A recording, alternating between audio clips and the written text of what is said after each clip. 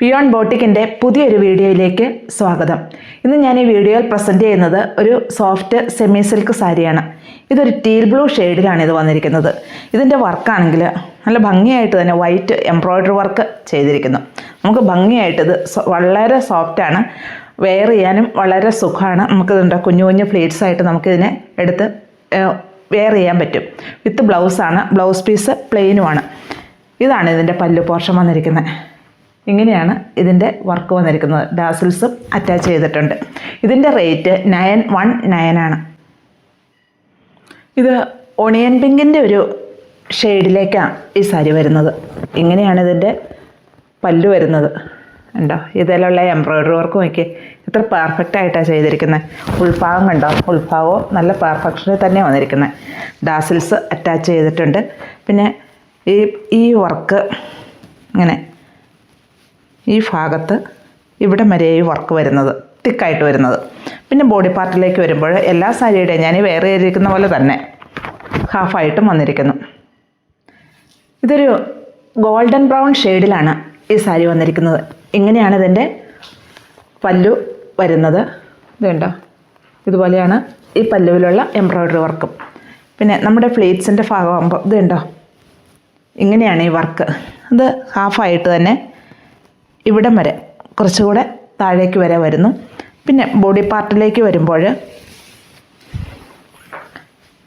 ഇങ്ങനെയാണിത് വരുന്നത്. ഹാഫായിട്ട് തന്നെ ആ വൈറ്റ് എംബ്രോയ്ഡറി വർക്ക് വരുന്നുണ്ട്.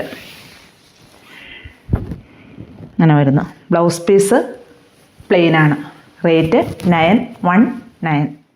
ഇതൊരു ബോട്ടിൽ ഗ്രീൻ ഷെയ്ഡിലാണ് ഈ സാരി വന്നിരിക്കുന്നത്. ഇതിൽ കണ്ടോ? ഇങ്ങനെയാണ് ഇതിൻ്റെ പല്ലുവിലുള്ള എംബ്രോയ്ഡറി വർക്ക് വന്നിരിക്കുന്നത്.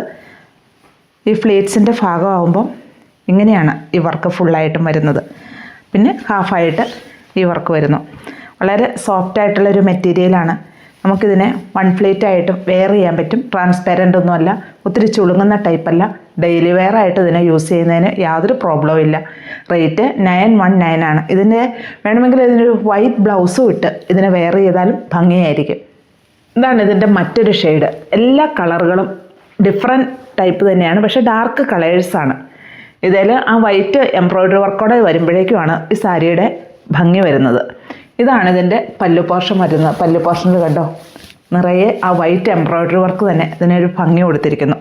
അതുപോലെ ബോഡി പാർട്ടിലേക്ക് വരുമ്പോഴും ഇങ്ങനെയാണ് വരുന്നത്. പിന്നെ നമുക്ക് നല്ല സോഫ്റ്റായിട്ട് ഉള്ള സാരിയാണ്. അങ്ങനെ ചുളുങ്ങുന്നൊന്നും അല്ലാന്ന് എനിക്ക് തോന്നുന്നു. പിന്നെ ബോഡി പാർട്ടിൻ്റെ ഈ ഭാഗത്ത് വരുമ്പോൾ ഇങ്ങനെയാണ് ഈ എംബ്രോയ്ഡറി വർക്ക് വരുന്നത്.